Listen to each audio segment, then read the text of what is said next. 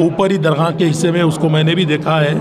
उसको इंशाल्लाह और थोड़े जगह पर जहाँ पर थोड़ा फेंसिंग होना ज़रूरी है, क्योंकि हुदूद का तय होना ज़रूरी है। ज़रा ऊपर से स्लोप जो आ रहा है उससे फतरे आने की, नीचे फतरे गिर रहे हैं, ये सब चीज़ों को मैंने भी नोट कराया है।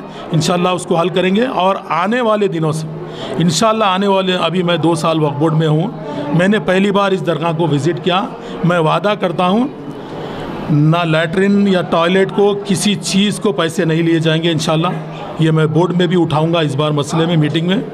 मैं थोड़ी चीज़ें ऑब्ज़र्व करा हूँ और इस चीज़ों को जहाँ तक हो सके यहाँ पर जो ज़ायरीन आने वाले हैं तमाम सहूलतें उन्हें मुफ्त फराहम की जाएगी, क्योंकि ये एक रिलीजियस प्लेस है। ये एक रिलीजियस प्लेस है, यहाँ पर आने वालों से कोई किराया नहीं लिया जाएगा। इंशाल्लाह तमाम सहूलतें इंशाल्लाह वक्फ बोर्ड फराहम करेगा और जितनी भी ज़रूरतें हैं इंशाल्लाह ख़त्म की जाएगी यहाँ पर। वक्फ बोर्ड के तहत हज़रत के नाम पे गुज़श्ता कई सालों से एक ITI इंस्टीट्यूट चलाया जा रहा था निज़ामाबाद में। वो बर्खास्त होकर भी काफ़ी वक्त हो चुका है, जिसके बारे में काफ़ी कोशिशें भी की गई। उसके बाद वक्फ लैंड्स के ज़रिए उसे लैंड भी अलॉट किया गया, लेकिन आज तक भी वो मामला पेंडिंग है। ये जो है आप बहुत अच्छा सवाल किया है। हमने इसके बारे में सोच के, हमारे डायरेक्टर शाहनवाज़ कासिम साहब इससे पहले CEO इंचार्ज भी थे, उन्होंने मेरे को मीटिंग में बुला के भी बता दिया सेंट्रल फंड्स के लिए अर्ज़ करें। सेंट्रल फंड्स भी आ चुके हैं।